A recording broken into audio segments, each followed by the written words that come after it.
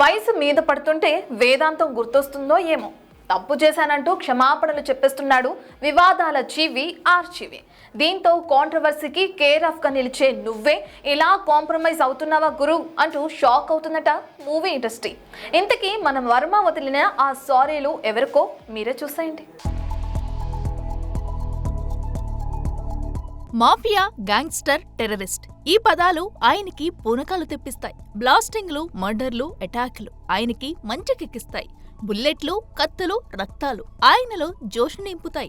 అలాంటి బ్యాక్ డ్రాప్లే నా సినిమాలకి కథామూలాలంటూ సంచలనం సృష్టించిన రామ్ గోపాల్ వర్మ ఇప్పుడు రిలీజ్ అవుతున్నట్టే కనిపిస్తుంది. ఎదురుగా ఎవరున్నా ఐ డోంట్ కేర్ అంటూ తనదైన సెటర్స్ తో టార్గెట్ చేసే ఆర్జీవి తాజాగా మెగాస్టార్ చిరంజీవికి క్షమాపణలు చెప్పడం ఇప్పుడు ఇండస్ట్రీలో హాట్ టాపిక్ అయిపోయింది. శివ ఎంతటి ట్రెండ్ సెట్ చేసిందో వివరిస్తూ 36 ఏళ్ల తర్వాత రిలీజ్ అవుతున్న సందర్భంగా టీమ్ కు విషెస్ చెప్పుకొచ్చాడు చిరు. దీంతో ఈ వీడియోను షేర్ చేస్తూ థాంక్స్ చిరంజీవి గారు, అనుకోకుండా మిమ్మల్ని ఇబ్బంది పెట్టి ఉంటే ఈ సందర్భంగా క్షమాపణలు కోరుతున్న విశాల హృదయంతో మా టీంను విష్ చేసినందుకు మరోసారి కృతజ్ఞతలు అంటూ రీట్వీట్ చేయడం గమనార్హం.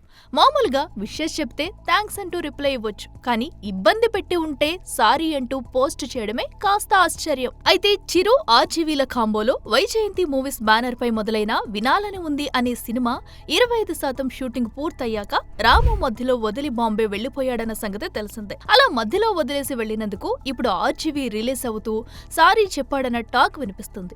ఏది ఏమైనా కాంట్రవర్సీలకి కేర్ ఆఫ్ గా నిలిచే ఆర్జీవీ ఇలా రిలీజ్ అవ్వడం కాస్త ఆశ్చర్యమే. మొత్తానికి వయసు మీద పడుతుంటే వర్మ గారికి తత్వం బోధపడుతుందన్నమాట.